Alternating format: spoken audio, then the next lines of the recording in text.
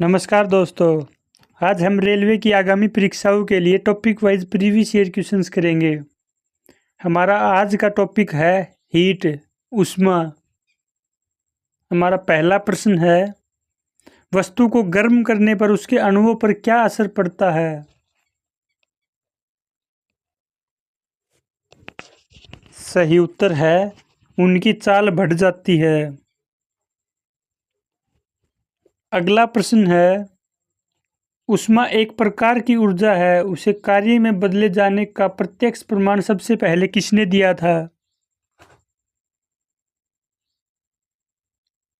सही उत्तर है, रैमफोर्ड ने। अगला प्रश्न है, किस वैज्ञानिक ने सर्वप्रथम बर्फ के दो टुकड़ों को आपस में घिसकर पिघला दिया था?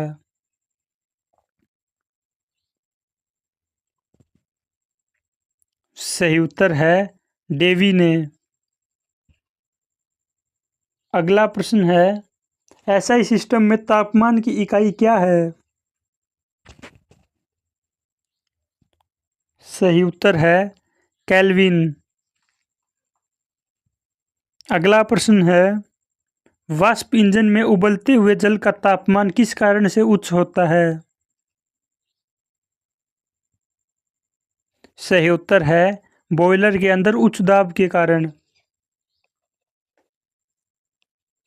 अगला प्रश्न है, बर्फ पर दाब बढ़ने से उसके गलनांक पर क्या प्रभाव पड़ेगा? सही उत्तर है, उसका गलनांक घट जाएगा। अगला प्रश्न है, ताप युग्म तापमापी किस सिद्धांत पर कार्य आधारित है?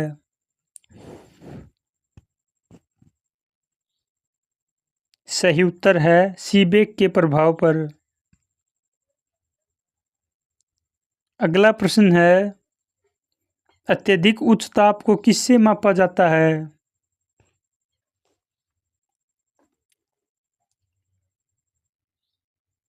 सही उत्तर है, पूर्ण विकिरण उतापमापी से, पायरोमीटर। अगला प्रश्न है, पूर्ण विकिरण उतापमापी किस सिद्धांत पर का आधारित है?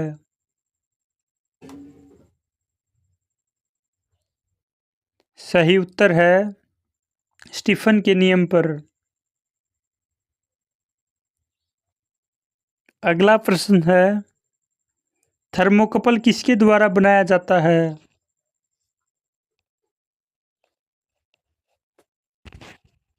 सही उत्तर है, दो असदृश धातुओं द्वारा। अगला प्रश्न है, निम्नलिखित तापमापियों में से किसके पायरोमीटर कहा जाता है?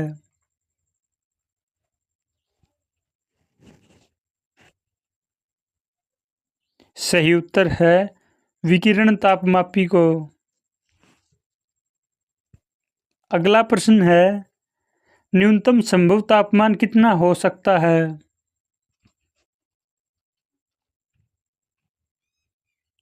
सही उत्तर है, -273 डिग्री सेल्सियस, यानी 0 डिग्री केल्विन के बराबर। अगला प्रश्न है, धातु की चायदानियों में लकड़ी के हैंडल क्यों लगे होते हैं?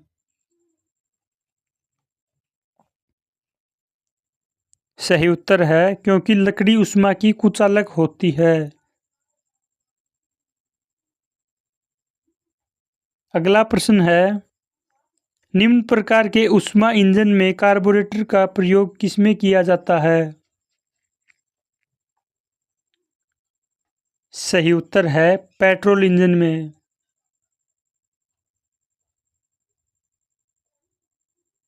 अगला प्रश्न है, पसीना शरीर को ठंडा क्यों करता है?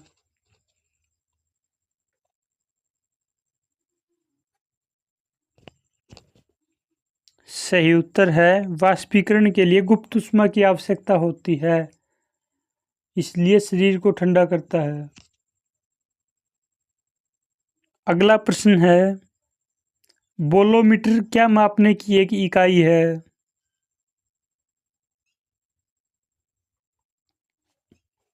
सही उत्तर है, ऊष्मीय विकिरण को। अगला प्रश्न है, एक टेबल पंखे को बंद कमरे में चलाने पर कमरे की हवा कैसी होगी? सही उत्तर है गर्म होगी। अगला प्रश्न है, निम्नलिखित में से कौन ऊष्मा का सबसे अच्छा सुचालक है?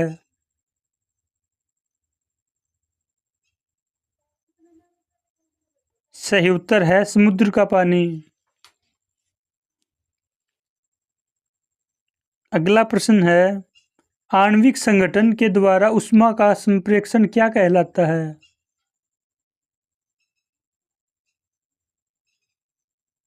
सही उत्तर है संवहन कहलाता है। अगला प्रश्न है, सूर्य विकिरण का कौन सा भाग सोलर कुकर को गर्म करता है?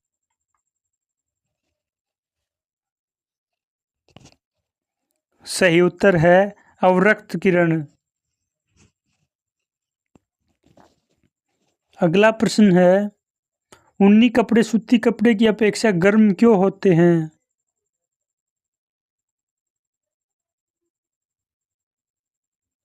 सही उत्तर है क्योंकि ऊनी कपड़े ताप के अच्छे रोधक होते हैं।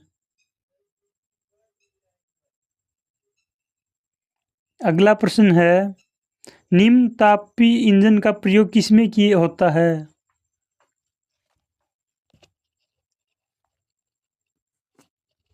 सही उत्तर है रॉकेट प्रौद्योगिकी में।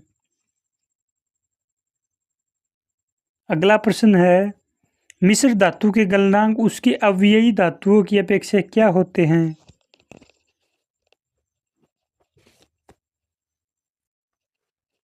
सही उत्तर है निम्न होते हैं।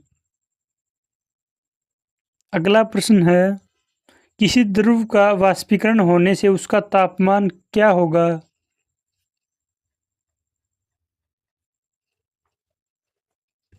सही उत्तर है उसका तापमान घटेगा।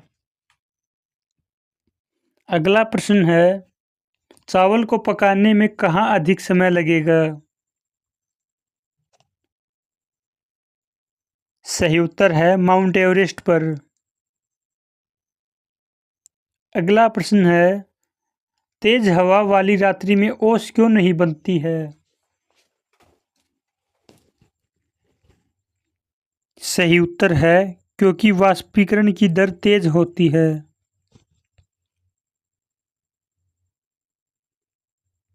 अगला प्रश्न है, ठोस कपूर से कपूर वाष्प बनने की प्रक्रिया को क्या कहते हैं? सही उत्तर है ऊर्ध्वपातन। अगला प्रश्न है, बर्फ में स्केटिंग करना प्रदर्शित करता है कि दाब बढ़ने पर बर्फ का गलनांक क्या होगा?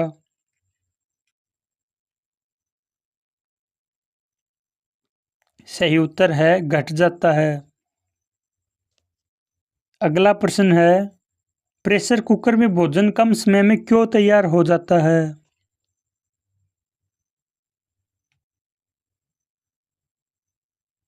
सही उत्तर है जल का क्वथनांक बढ़ जाता है। अगला प्रश्न है, आप से हाथ अधिक भाप से हाथ अधिक जलता है जबकि उबले जल से कम जलता है। सही उत्तर है क्योंकि भाप में गुप्त ऊष्मा होती है। अगला प्रश्न है, रेफ्रिजरेटर में थर्मोस्टेट का क्या कार्य होता है?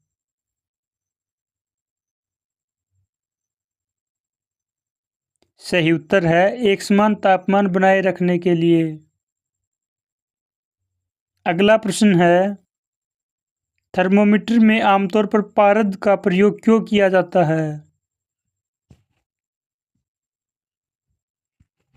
सही उत्तर है उच्च चालकता के लिए।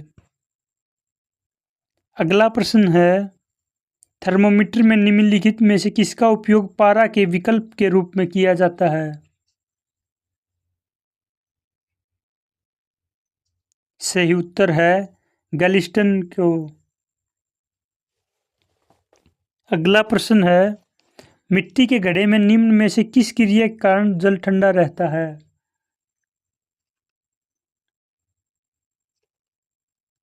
सही उत्तर है वाष्पीकरण के कारण। अगला प्रश्न है, शीत ऋतु के दिनों में किस प्रकार के मौसम में ज्यादा ठंड महसूस होती है? सही उत्तर है साफ मौसम में। आज की प्रश्नोत्तरी में कितने प्रश्न सही किए, कमेंट बॉक्स में जरूर बताना। धन्यवाद।